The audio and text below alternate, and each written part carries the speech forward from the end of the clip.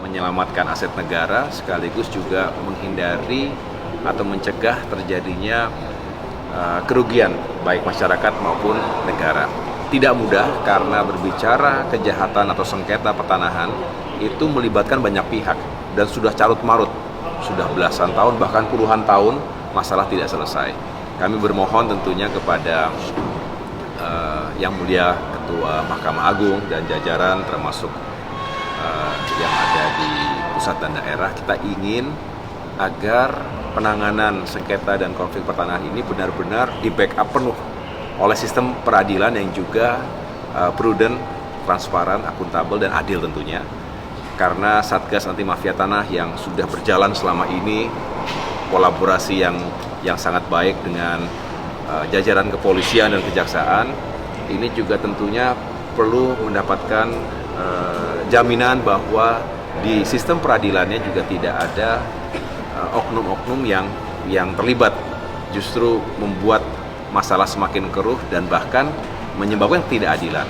Nah, dari itu semua kami juga kemudian bersepakat bahwa seringkali juga bukan karena ada niat yang buruk, tetapi perbedaan persepsi, perbedaan definisi.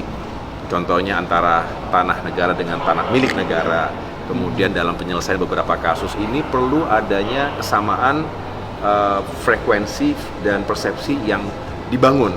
Oleh karena itu kami sepakat akan segera merealisasikan kerjasama dalam bentuk sertifikasi bagi hakim-hakim yang khusus dipersiapkan untuk menangani kasus-kasus pertanahan. Ini penting sekali karena spesifik, isunya spesifik, ilmu dan pengalaman juga harus dipersiapkan dengan sebaik mungkin. Oleh karena itu modul-modul sedang dirumuskan dengan baik.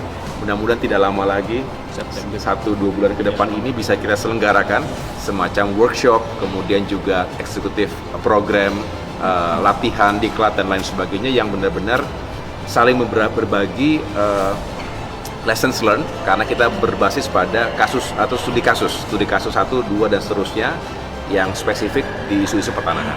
Mudah-mudahan ini akan menyelesaikan banyak masalah dan pada akhirnya tidak ada yang menjadi korban karena tidak diperlakukan secara adil, dan sebaliknya kita benar-benar bisa menuntaskan segala sengketa dan isu pertanahan. Karena nanti terlambat kayak gitu,